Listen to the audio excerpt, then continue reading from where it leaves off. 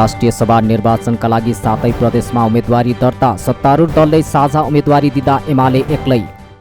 राष्ट्रिय सभा निर्वाचनका लागि मंगलबार 7 प्रदेशमा उम्मेदवारी मनोनयन दर्ता भएको छ। सत्तारूढ दलले साझा र एमाले एक्लैले उम्मेदवारी दर्ता गराएको छ। प्रदेश 1 मा 3 पदका लागि 8 जनाले उम्मेदवारी दर्ता गराएका छन्। कांग्रेसका गोपाल बस्नेत, एकीकृत समाजवादीकी जयन्ती राई, जसपाका हेमराज थुलुङ राईको उम्मेदवारी परेको छ। एमालेका गुरूप्रसाद बराल, सुमित्रा भण्डारी र सोनाम ग्याल्जेन शेर्पाले उम्मेदवारी दिएका छन्। राप्रपाका अमर विष्ट र रन्जु प्याकुरेलले पनि उम्मेदवारी दिएका छन्। प्रदेश 2 का 2 सदस्यका लागि 6 जनाले उम्मेदवारी दिएका छन्। माओवादी केन्द्रकी उर्मिला अर्याल, जसपाका मोहम्मद खालिद सिद्दिकी, लोसपाकी रूपा यादव र श्याम सुन्दर सरदारले उम्मेदवारी दिएका छन्। एमालेका बीना देवी शाह र उस्मान अन्सारीको उम्मेदवारी परेको छ। बागमती प्रदेशतर्फको 2 सिटका लागि 6 जनाको उम्मेदवारी परेको छ। कांग्रेसका कृष्ण प्रसाद पौडेल र नेकपा समाजवादीबाट गोमा तिमल सिन्हा, एमालेका गोपाल साक्य र निरकुमारी कुँवर, नेमकिपाका कृष्ण बहादुर तामाङ र गीता काफ्लेको उम्मेदवारी परेको बताइएको छ।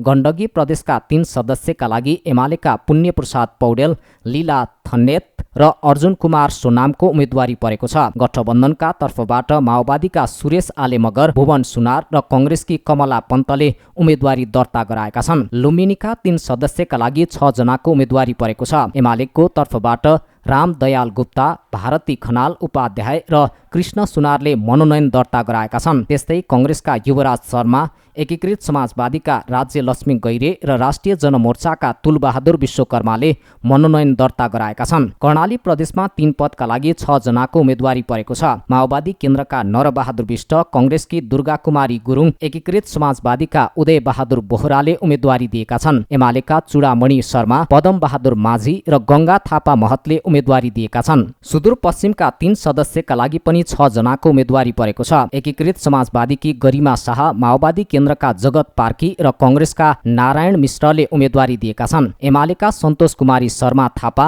नरेश विक र दिल्ली राज भट्टले उम्मेदवारी दर्ता गराएका छन्। राष्ट्रिय सभा निर्वाचन माघ 12 गते हुने कार्यतालिका छ। प्रधानमन्त्री देउबा 3 दिने भारत भ्रमणमा जाने निश्चित। भाइब्रेन्ट गुजरात सम्मेलनलाई सम्बोधन गर्ने, समकक्षी मोदीसँग समेत भेटवार्ता हुने।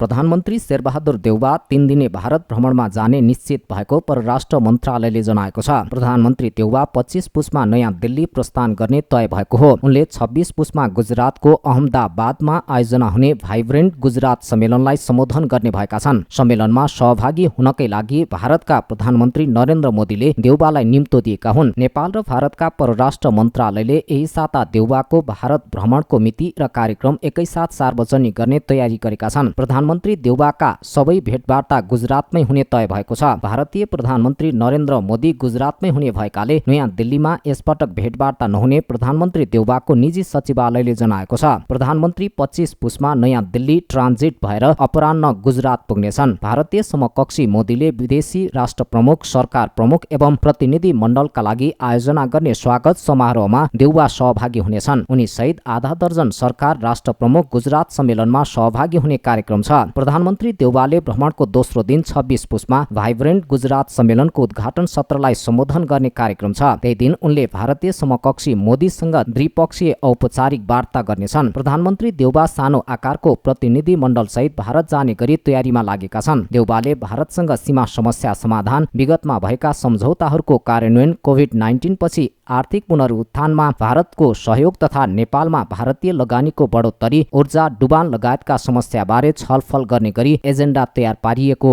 बताइएको छ।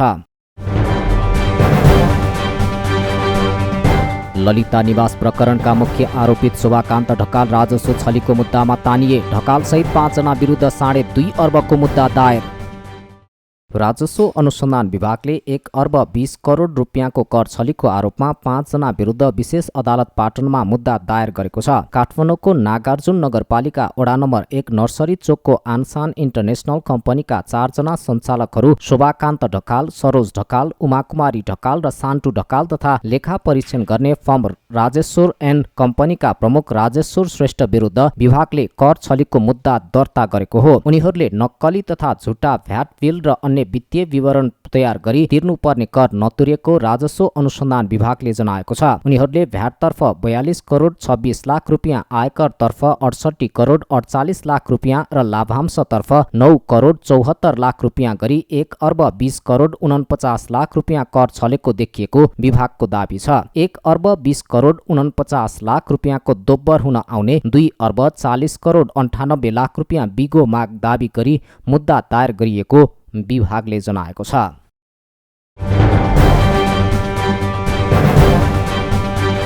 काठमाडौँ तराई द्रुत मार्ग निर्माणको काम समयमै सम्पन्न गर्न संसदीय समितिको निर्देशन। 11 किलोमिटर ट्र्याक खोल्नै बाँकी।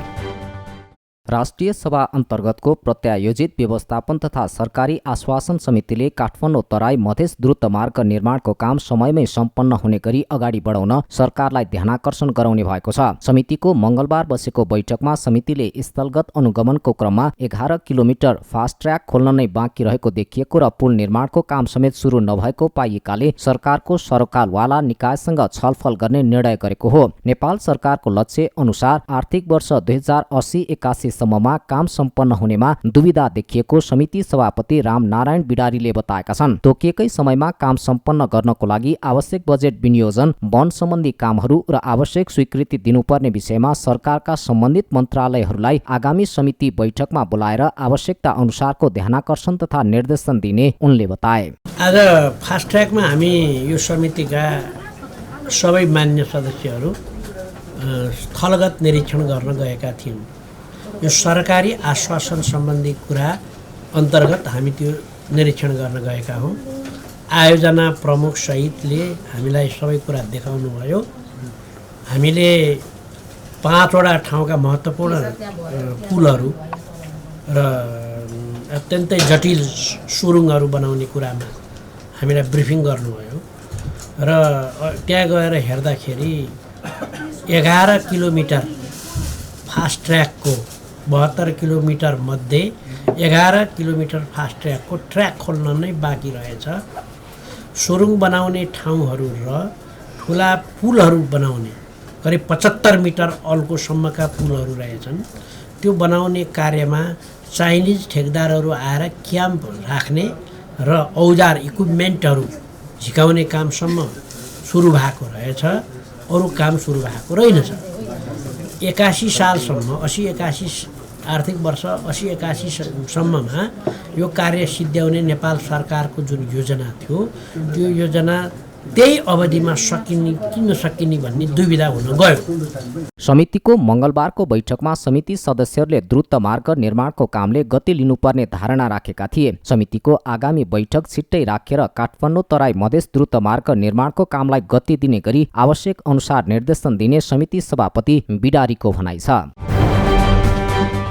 सत्तारूढ नेकपा माओवादी केन्द्रका सांसद अमनलाल मोदीले सरकारले तत्काल उखु किसानहरूको बक्यौता रकम भुक्तानी नगरे माइती घर मण्डलमा आमरण अनसन बस्ने चेतावनी दिए। सांसद मोदीले उखु किसानहरूले पटक पटक आन्दोलन गर्दा पनि सरकारले उनीहरूलाई भुक्तानी नदिएको भन्दै अब आफै आमरण अनसनमा बसेर भुक्तानी दिलाई छान्ने अठोट समेत व्यक्त गरे। मंगलबार सिंहदरबारमा बसेको प्रतिनिधि सभा अन्तर्गतको सार्वजनिक लेखा समितिको बैठकमा बोल्दै उहाँले उखु किसानहरूको भुक्तानीको समस्या तत्काल समाधान नभए सांसदहरू आफैले आन्दोलन गरेर सरकारलाई घुँडा टेकाउने बताए। सांसद मोदीले उखु किसानहरूको भुक्तानी दिलाउने गरी आवश्यक मोडल बनाउन सरकारलाई कुनै समस्या नरहेको दावी गरे। किसानहरूको बारेमा राज्यले सुन्दैन भने संसद त चल्दैन, संसद चलेको छैन, अवरोध छ।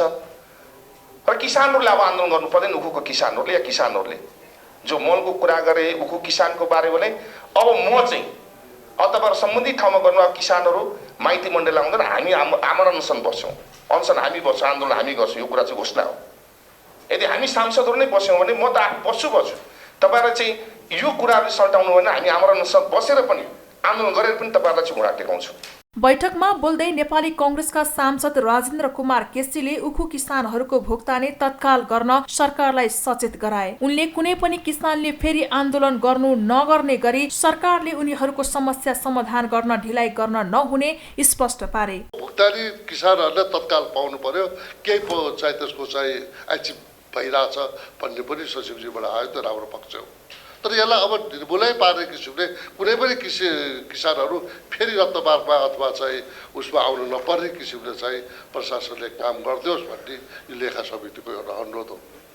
यसको लागि फेरि पनि 75 सालको निर्देशन भनेर मान्यज्यूले भन्नुभयो।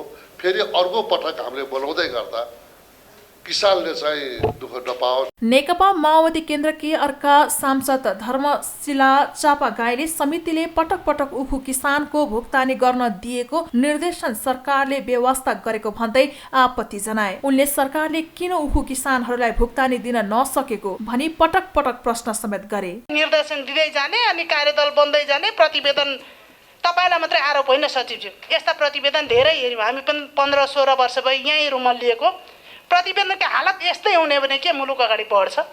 29वटा उद्योगबाट 8वटाबाट पनि 5वटामा भुक्तानी गर्न बाँकी छ। झुन्डिएर मर्नुपर्ने स्थिति किन बनाउँछौँ किसानलाई? त्यसमा सबै चिज तपाईँको चिनी छोडिदिउँ। यहाँ चाहिँ साथी सचिवज्यूले राख्नुभयो, यो मैले अलिक व्यङ्गात्मक हिसाबले राखी नबन्नुलाई यथार्थतामा अलि हामी घोत लिएर मात्रै समाधान निकाल्न सक्छौँ। यता सांसदहरूले उठाएको प्रश्नको जवाब दिँदै उद्योग वाणिज्य तथा आपूर्ति मन्त्रालयका सचिव दिनेश भट्टराईले आफ्नो मन्त्रालयले उखु किसानहरूको भुक्तानीका लागि प्रयास गरिरहेको बताए। करिब 1,70 करोड उखु किसानहरूको भुक्तानी हुनुपर्नेमा आफ्नो मन्त्रालयले करिब 8 करोडमा झारेको पनि उहाँले समितिलाई जानकारी गराए। झन्डै 1,40 करोड जतिको बक्यौता मूल रूपमा उद्योग वाणिज्य तथा आपूर्ति मन्त्रालयलाई बक्यौता भुक्तानीको दायित्व जिम्मेवारी दिएको थियो। आजको दिनमा आउँदा 8 करोड 70 लाख जति बाँकी छ भने प्रतिशतको हिसाबले भन्दा त्यो भनेको 95% प्रगति हो। तर किसानको पर्सपेक्टिभबाट मैले फेरि पनि आग्रह गरेँ, किसानको लागि 8 करोड 70 लाख भनेको सानो पैसा होइन। त्यसैले यो भएको छ भनेर हामी सन्तुष्ट भएर बसेका छैनौँ मान्यज्यू। कृषि तथा पशुपन्छी विकास मन्त्रालयका सचिव डाक्टर गोविन्द्र प्रसाद शर्माले उद्योगहरूको दायित्वमा रहेको उखु किसानलाई दिने भुक्तानी सरकारले दिन नमिल्ने बताए। 74-75 को चाहिँ 53,57,517 त्यो चाहिँ स्टिल उद्योगले नै भ्याट रिफन्ड लगेको भन्ने भएपछि त दोहोरो दिन मिल्दैन। नेपाल सरकारको कोषबाट किसानलाई दिनुपर्ने, उद्योगले दिनुपर्ने पैसा। यो चाहिँ हिमालय सुगर मिल्स लिमिटेडले उहाँहरूले आन्तरिक राजस्व विभागले के भन्छ भने 92,76,000 बराबरको भ्याट उहाँले रिफन्ड लानुभयो। अब किसानहरूको भुक्तानी गर्नु अनि उसले मिलले के भन्छ भने हामीले 8,85,200 मात्र फिर्ता लग्यौँ भन्छ भनेपछि त्यो हिसाब त उतैबाट हिसाब मिल्नु पर्यो। अदरवाइज त कृषि मन्त्रालयले अब हामी त दिँदैनौँ त्यो हिसाबमा, पोजिसन क्लियर हुनु पर्यो। अर्थ मन्त्रालयका राजस्व सचिव कृष्ण हरे पुष्करले उखु किसानहरूको समस्या समाधानका लागि आफ्नो मन्त्रालय प्रतिबद्ध रहेको बताए। उनले कृषि क्षेत्रको विकासमा लगानी बढाउन अर्थ मन्त्रालयले आवश्यक बजेटको व्यवस्था गर्ने बताए। 4 निर्देशन मध्ये केही कुराहरू चाहिँ उद्योग वाणिज्य आपूर्ति मन्त्रालयसँग सम्बन्धित, केही कुरा चाहिँ अब कृषिसँग सम्बन्धित भएकोले उहाँहरूसँग सहकार्य गरेर हामी अगाडि बढिरहेका छौँ र त्यसमा करिब 7% नै अर्थ मन्त्रालयले स्वीकारेको अवस्थाहरू छ। र खास गरेर भ्याटको सन्दर्भमा माननीय सदस्यज्यूहरूलाई माननीय सभापतिज्यू मार्फत म के निवेदन गर्न चाहन्छु भने यसको लागि धेरै कुराहरू सोच्नुपर्ने, मल्टिप्लायर इफेक्टहरूको बारेमा कुरा गर्नुपर्ने र यसको लिड पनि कृषि मन्त्रालयबाटै हुनुपर्ने अवस्थाहरू देखिएको सन्दर्भ छ। सचिव पुष्करले उखु किसानहरूको भुक्तानीको समस्या समाधानका लागि उद्योग वाणिज्य र आपूर्ति मन्त्रालय र कृषि तथा पशुपन्छी विकास मन्त्रालयसँग छलफल भइरहेको पनि जानकारी दिए। प्रतिनिधि सभा अन्तर्गतको अर्थ समितिले सोमबार धेरै विकास खर्च गर्ने मन्त्रालयका मन्त्री तथा सचिवहरूसँग चालु आर्थिक वर्षमा पुँजीगत खर्चको विषयमा छलफल गरेको छ। समितिले पुँजीगत खर्चबारे भौतिक पूर्वाधार तथा यातायात, कृषि तथा पशुपन्छी, वन तथा वातावरण, शहरी विकास, ऊर्जा, जलस्रोत तथा सिँचाइ, सञ्चार तथा सूचना प्रविधि मन्त्रालयका सचिवहरूसँग जानकारी लिएको हो। मन्त्रालयका प्राय सबै सचिवहरूले चालु आर्थिक वर्षको 4 महिनामा पुँजीगत खर्च सुधार नभएको स्वीकार गरेका छन्। भौतिक पूर्वाधार तथा यातायात मन्त्रालयका सचिव रविन्द्रमान श्रेष्ठले अर्थ मन्त्रालयले चालु आर्थिक वर्षमा सोचे जस्तो पुँजीगत खर्च गर्न नसकेको बताए। मदन भण्डारीमा 40% को आराईमा खर्च भइसकेको छ, पुलहरूमा पनि त्यतिकै आराईमा खर्च भइरहेछ। अनि कुनैमा खर्च हुने कुनैमा खर्च नहुने, त्यसकारण चाहिँ यो अब खर्च जुनमा जस्तै पुलहरू हामी अहिले करिब 1400 पुलहरू निर्माण छ, ती पुलहरूमा खर्च गर्नको लागि चाहिँ हामीले अथोरिटी दियोस् भनेर भनेका छौँ। अब अर्थ मन्त्रालयले ठिक छ तपाईँले पठाउनुहोस् हामी संशोधन गरिदिन्छौँ रकमान्तर गरिदिन्छौँ भनेर भन्नुभएको छ। त्यो अहिले हामीले पठाएको छ। थुप्रै चाहिँ बजेट वास्तवमा बिलहरू आएर बसेको छ तर हामीले भुक्तानी गर्न नसकिरहेको अवस्था छ र फाइलहरू चाहिँ अर्थ मन्त्रालयले पठाइसकेको छ। कृषि तथा पशुपन्छी विकास मन्त्रालयका सचिव गोविन्द प्रसाद शर्माले चालु आर्थिक वर्षको मङ्सिर मसान्तसम्म पुँजीगत खर्च सुधार नभएको जानकारी दिए। पुँजीगत खर्चको अवस्था चाहिँ खासै सुधार भएको छैन। 75 क्षेत्रमा 46%, 46.4%, त्यसपछि 52% र अहिले गएको आर्थिक वर्षमा 55% भयो। र अहिलेको आजको मितिसम्म चाहिँ हाम्रो पुँजीगतको खर्च त्यति धेरै उत्साहप्रद छैन। 6.3% भएको छ। 7.3 यहाँ 6.3 रिपोर्टिङ भएको छ। आजको अपडेटमा चाहिँ 7.3 भन्न सजिलो त्यसरी छ यो। तर यसमा चाहिँ केही कारण एलोकेट भएको केही प्रोजेक्टहरू छन्, खास गरी नेपाल सरकारकै रिसोर्समा सञ्चालन भएको प्रधानमन्त्री कृषि आधुनिकीकरण परियोजना। त्यस्तै शहरी विकास मन्त्रालयका सचिव मणिलाल गेलालले नेपालमा आर्थिक वर्षको अन्तिममा खर्च गर्ने प्रवृत्ति कायम रहेकाले चालु आर्थिक वर्षको मङ्सिर मसान्तसम्म पुँजीगत खर्च हुन नसकेको बताए। हामी जेठ 15 मा बजेट तयारीको एउटा पाटो के देखिएको छ भने वैशाखको अन्तिमसम्म हामीले कार्यक्रम बनाएर दिन्छौँ। जेठ असार 2 महिना बाँकी रहन्छ। त्यो 2 महिनामा सकिने हाम्रो प्रोजेक्सन हुन्छ। त्यो जेठ 15 को बजेटमा त्यो हुँदैन कार्यक्रममा, अनि कारणवश सकिँदैन। त्यस्ता नसकेका कार्यक्रमहरू यो पालि क्रमागत भनेर छुट्या छन्। अब खर्च चाहिँ तिनीहरूमा भएको छ। तर आर्थिक वर्षको पहिलो चौमासिकमै संशोधन लिएर गएर अर्थबाट त्यो संशोधन हुँदैन। पहिलो चौमासिक पर्खाउनु पर्दा अलिकति खर्च भएका काममा भुक्तानी दिन सकेका छैनौँ, एउटा कारण। दोस्रो चाहिँ हाम्रो पनि यो काउन्टर पार्ट फन्ड सुरुमा थियो। प्रतिस्थापन विधेयकको तयारी गर्दा हाम्रो बागमती अधिकार सम्पन्न एकीकृत बागमती सभ्यता विकास कार्यक्रममा एडीबीको सपोर्ट छ। त्यसमा नेपाल सरकारको काउन्टर पार्ट नै छुटेछ। वन तथा वातावरण मन्त्रालयका सचिव डाक्टर प्रेम नारायण कँडेलले सरकारले विकासको गति अनुसार जनशक्तिको आंकलन गर्न नसक्दा पुँजीगत खर्चमा असर परेको बताएका छन्। आसारमा मात्रै 38 देखि 39% बजेट खर्च भएको छ। पुँजीगत बजेट खर्चको ट्रेन्ड लास्ट 3 इयर्समा 38 देखि 29% विकास बजेट चाहिँ नि खर्च भएको छ।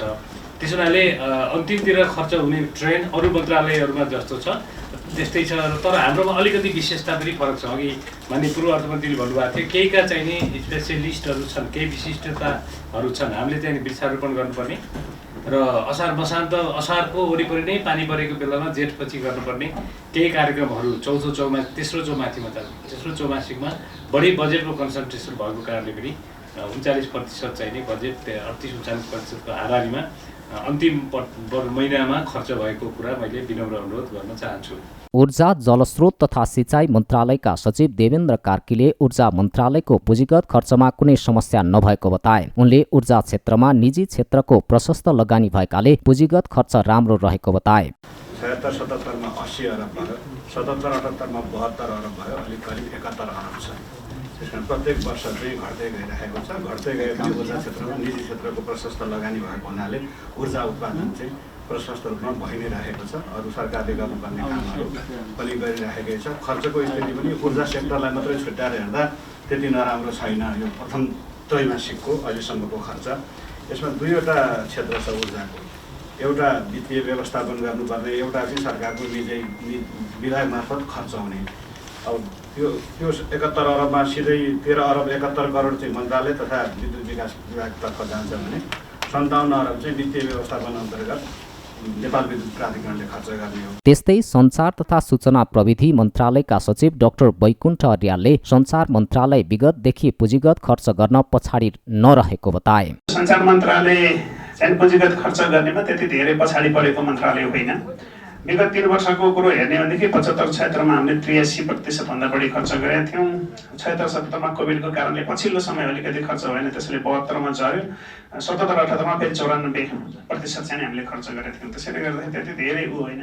कतिपय कुरोहरू चाहिँ कस्तो हुँदो रहेछ भन्दाखेरि हाम्रो यो डिजिटल फाउन्डेसन बनाउने बेसिक कुरोहरू हुन्छ, त्यसले गर्दाखेरि अलि पछाडि सारे हुन्छौँ हामीले कामहरू, त्यसैले पछाडि खर्च हुने नै हुँदो रहेछ।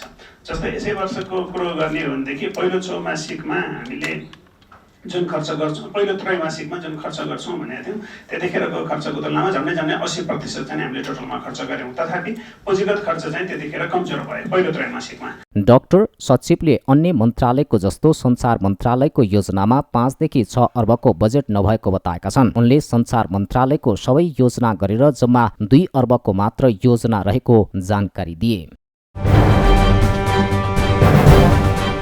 कांग्रेसको भविष्यका लागि पार्टीभित्र एकता जरुरी रहेकोमा सभापति देउबाको जोड। संस्थापन एकलौटी ढङ्गले अगाडि बढ्न खोजेको कोइरालाको आरोप।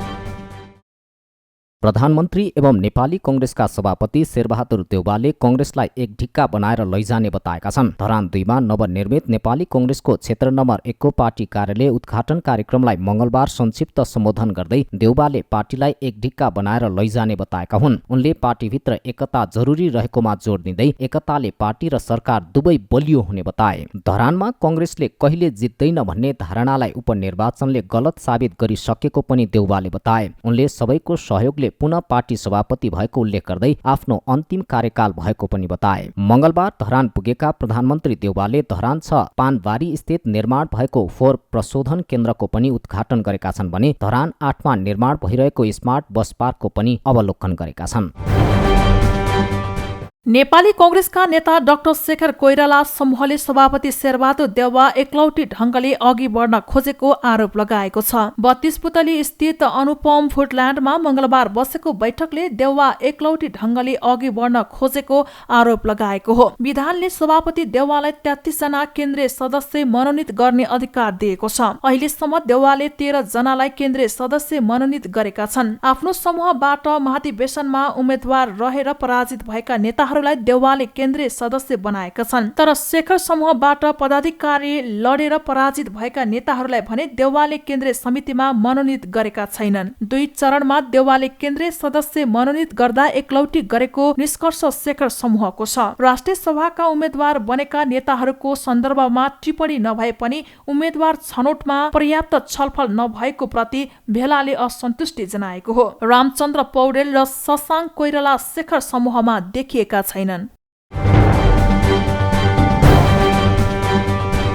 लक्षित वर्गलाई लगाइने भनिएको कोरोना विरुद्धको खोप कार्यक्रम अकस्मात स्थगित। माघ महिनादेखि सबैलाई अतिरिक्त खोप दिने तयारी।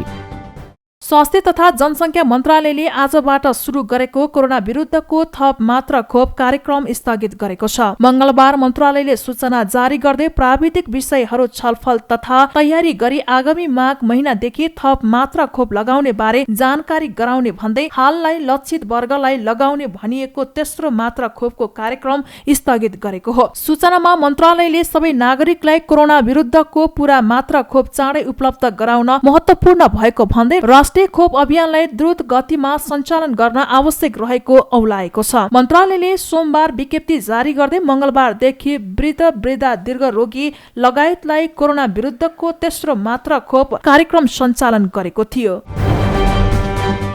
G4S सेक्युरिटी सर्भिसेस नेपाल प्रालीले सामाजिक सुरक्षा ऐन 2074 कार्यान्वयन नगरेको र आफूहरूको सेवा सुविधा घटाएको भन्दै सेक्युरिटी मजदुरहरूले आन्दोलन गरेका छन्। बालुवाटार स्थित G4S सेक्युरिटी सर्भिसेस नेपाल प्रालीले श्रम ऐन तथा सामाजिक सुरक्षा ऐन 2074 पूर्ण रूपमा कार्यान्वयन नगरेको तथा आफूहरूले पाइरहेको सेवा सुविधा घटाउने कार्य गरेको भन्दै अखिल नेपाल सेक्युरिटी मजदुर संघ आन्दोलनमा उत्रिएको हो। संघले मंगलबार G4S सेक्युरिटी सर्भिसेस नेपाल प्रालीको कार्यालय अगाडि कालो ब्यानर कालो झण्डा सहित प्रदर्शन गरेको हो। कम्पनीले सामाजिक सुरक्षा कोषमा जानु पूर्व उपदान सञ्चय कोषको रकम फिर्ता नगरेको, उपदान बापतको रकम नागरिक लगानी कोषमा जम्मा नगरी आर्थिक हिनामिना समेत गरेको संघको आरोप छ। G4S व्यवस्थापनसँग पटक पटक वार्ता गरे पनि आफूहरूको माग सुनवाई नगरेकाले आन्दोलनमा उत्रनु परेको अखिल नेपाल सेक्युरिटी मजदुर G4S कमिटीका अध्यक्ष राजेन्द्र पाठकले बताए। G4S व्यवस्थापनले हामीले ध्यान आकर्षण पत्रदेखिबाट लिएर 15 दिने 7 दिने 3 दिने कार्यक्रमको सेड्युल बुझाउँदै जाँदाखेरि हामीलाई उहाँहरूले व्यवस्था गरी आफ्नो ढङ्गले कम्पनीको म्यानेजमेन्टहरू आफ्नो ढङ्गले चलेर र मजदुर मारा निर्णय गरेर मजदुरले कमाएका सेवा सुविधालाई बढी वञ्चित गराएर र नेपाल सरकारले तोकेको राज्यले तोकेको श्रम ऐन 2074 को दफा 36 को उल्लङ्घन गरी मजदुरहरूलाई एकलौटी ढङ्गले खाइपाइ आएको सेवा सुविधा पूर्ण रूपले बन्द गर्न खोजेको गरी हामी यो आन्दोलन र यो धरना जुलुस गर्नलाई बाध्यता भएर यो कार्यक्रमको हामीले अगाडि सारेका छौँ र हाम्रो विरोध सभा कालो झण्डा कालो ब्यानर लिएर गएर हामी 7वटै प्रदेशमा हाम्रो यो कार्यक्रम जारी छ। त्यसकारण उहाँहरूले अब खालि 5 लाख 6 लाख खानुस् हामीलाई सदुकार भएन, तर मजदुरले पाउने सेवा सुविधा उहाँहरूले हड्पेर किन भन्दाखेरि मजदुरलाई मात्रै मार्ने, मजदुरले कमाएको पोस्टको पैसा उहाँहरूले गएर ढोका कुरेर ल्याएको पैसा होइन। कुनै पोस्टबाट 30-35 हजार भन्दा तलको कुनै पोस्टबाट पैसा आइएको छैन। त्यसकारणले हामीलाई 25,000 दिनलाई यिनको खल्तीबाट दिए जस्तो छ। त्यसकारणले हाम्रो सेवा सुविधा कटाउँदै जाँदा अहिले आफ्नो एकलौटी रङ्गले अस्ति 4-5 दिन हामी वार्तामा बस्यौँ। सङ्घले श्रम ऐन 2074, सामाजिक सुरक्षा ऐन 2074 पूर्ण रूपमा कार्यान्वयन गर्न माग गरेको छ। त्यसैगरी नेपाल सरकारले तोकेको न्यूनतम पारिश्रमिक 15,000 रुपियाँ पाउनुपर्ने, 1 वर्ष पूरा भएका श्रमिकको मासिक पाउने आधारभूत पारिश्रमिकको कम्तीमा आधा बराबरको वार्षिक ग्रेड रोकिएकाले त्यसलाई सुचारू गर्नुपर्ने माग गरेको छ। सामाजिक सुरक्षा कोषमा जानु पूर्वको उपदान र सञ्चय कोषको रकम तुरुन्त फिर्ता गर्नुपर्ने, श्रमिकको बिदा स्वीकृत गरी 8 घण्टा बराबरको पारिश्रमिक दिने व्यवस्था गर्नुपर्ने लगायतको माग पनि रहेको छ। साहित्यकार तथा व्यवसायी वसन्त चौधरीको अनेक पल और मै काव्य संग्रह र तिमी बिनाको म कविता संग्रह सार्वजनिक भएको छ। मंगलबार काठमाडौँको कमलादीमा आयोजित एक कार्यक्रमका बीच चौधरीका 2 काव्य संग्रह लोकार्पण भएको हो। काव्य संग्रह लोकार्पण समारोहमा साहित्यकार चौधरीले काव्य लेख्दा मन कहिले नथाक्ने र सृजनशीलता नरोकिने बताए। उनले आफ्नो कविता संग्रह तिमी बिनाको ममा समाजमा भएका घटनाहरूको बारेमा चित्रण गरिएको बताए। मानवपन हरेक क्षण नयाँ कुराहरू सोचेर मन कहिले थाक्दैन, न त विश्राम नै लिन्छ। हामीमा या हामी वरिपरि जे परिघटनाहरू घटिरहेका हुन्छन्, हामी अक्सर यिनै परिघटनालाई शब्दमा बोलेर अभिव्यक्त गर्ने प्रयत्न गरिरहेका हुन्छौँ। यही भावनाले शब्दहरूमा सम्मिश्रणले कविताको आकार लिन्छ। यी शब्द र भावनाहरू हामी सबैभित्र हुन्छ। मानवीय स्वभावको कसैको बिछोड र वियोगमा हामी भावविभोर हुन्छौँ भने कुनै कुरा अप्रत्याशित रूपमा प्राप्त हुँदा हामी खुसीले आह्लादित हुन्छौँ। मेरो काव्यकृति तिमी बिनाको ममा पनि यस्तै केही गुमाएका र केही प्राप्त गरेका भावनाहरू श्रृङ्खलित रूपमा मुखरित भएका छन्। चौधरीको तिमी बिनाको म कविता संग्रहमा लामा र छोटा गरेर 85वटा कविता संग्रहहरू संग्रहित छन्। कवितामा आत्मपरकताको उदाहरणीय प्रयोग गरिएको छ भने कविता अंग्रेजी भाषामा रहेको छ। त्यस्तै हिन्दी भाषामा रहेको काव्य संग्रह अनेक पल और मैमा उनले आफ्ना जीवनका चिन्तनहरूलाई समेटेका छन्।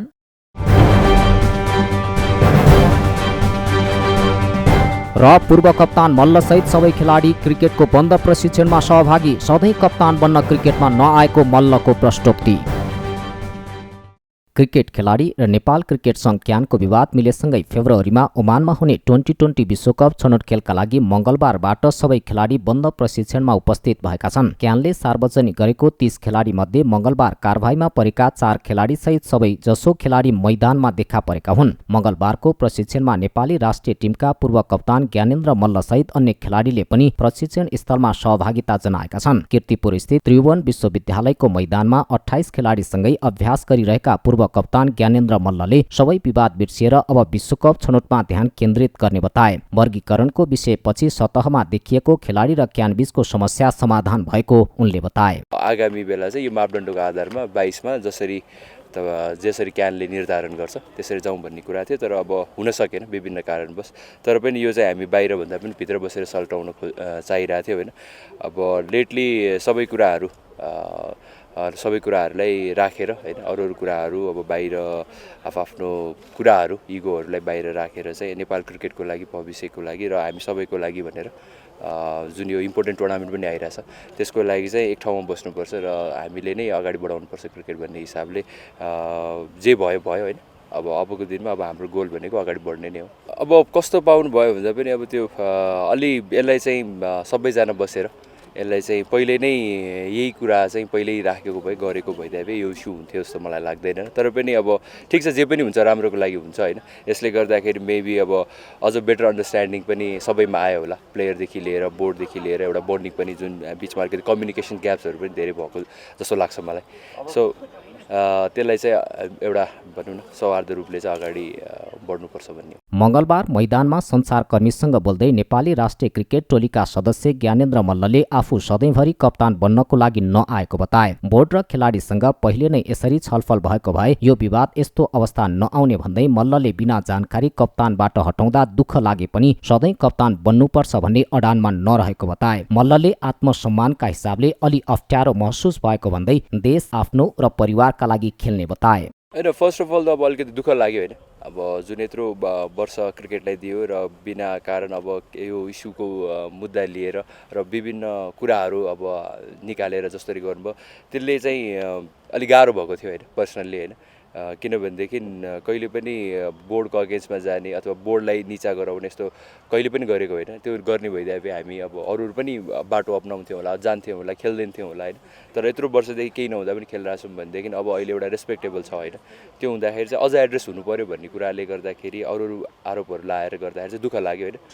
त्यो नै अब कसरी सेल्फ रेस्पेक्टको एउटा आत्मसम्मानको कुराले गर्दाखेरि चाहिँ अलि मलाई भनौँ न अलि अप्ठ्यारो परेको थियो होइन। अब हेरौँ अब मुभ अब लाइफमा भने जे पनि मुभ हुनुपर्छ। म सधैँभरिलाई क्याप्टन हुन आएको पनि होइन होइन र हुनुपर्छ भन्ने पनि होइन होइन। म पहिला पनि खेलिरहेको थिएँ भनेदेखि अहिले पनि खेल्छु होइन। त्यो देशको लागि खेल्छु, मेरो लागि खेल्छु, परिवारको लागि खेल्छु होइन। सो त्यो नै मेन एम हो होइन। उहाँहरूले के भन्नुभएको छ भने अब मेन त कारबाही फिर्ता भनेर जुन 4 जना खेलाडीलाई 6 महिना वर्गीकरणको कुराहरू गर्नुभएको छ र त्यसपछि चाहिँ जुन छुटेको हामीले मेन स्पेसली हामीले उठाएको कुरा चाहिँ 3 जना खेलाडीहरू छुट्यो होइन ओमान सिरिजबाट भन्ने उहाँहरूले चाहिँ जो इन्सेन्टिभ्सहरू दिने प्रोमिस गर्नुभएको छ होइन र बोर्डबाट पास भन्नुभएको छ र उहाँहरूले इभन अध्यक्ष र कोचले पनि त्यो प्रोमिस चाहिँ गर्नुभएको छ। त्यस्तै मल्लले क्यानसँग खेलाडीहरूको प्रोत्साहन भत्ता बढाउने र 4 जना खेलाडीलाई गरिएको कारबाही फिर्ताको विषयमा पनि सहमति भएको बताए। उनले इगो बाहिर राखेर नेपाली क्रिकेटको लागि एक ठाउँमा बस्नुभन्दा पनि विगत बिर्सिएर अगाडि बढ्ने अवस्थामा पुगेको बताए। अब विश्वकप छनौट नजिकिँदै गएको भन्दै मल्लले छनौटमा खेलमा केन्द्रित हुने उनको भनाइ छ। सेन्ट्रल कन्ट्र्याक्टमा वर्गीकरणको विषयमा सञ्चार माध्यममा बोलेका कारण 4 खेलाडी ज्ञानेन्द्र मल्ल, दिपेन्द्र सिंह ऐरी, सोमपाल कामी र कमल सिंह ऐरीलाई कारबाही गरिएको थियो। त्यसपछि क्रिकेट सङ्घ र खेलाडी बीचको विवाद उत्कर्षमा पुगेको थियो। क्यानले मल्ल र ऐरीको कप्तान र उपकप्तान पदबाट हटाउँदै युवा लेग स्पिनर सन्दीप लामिछानेलाई नयाँ कप्तानको जिम्मेवारी दिएको थियो।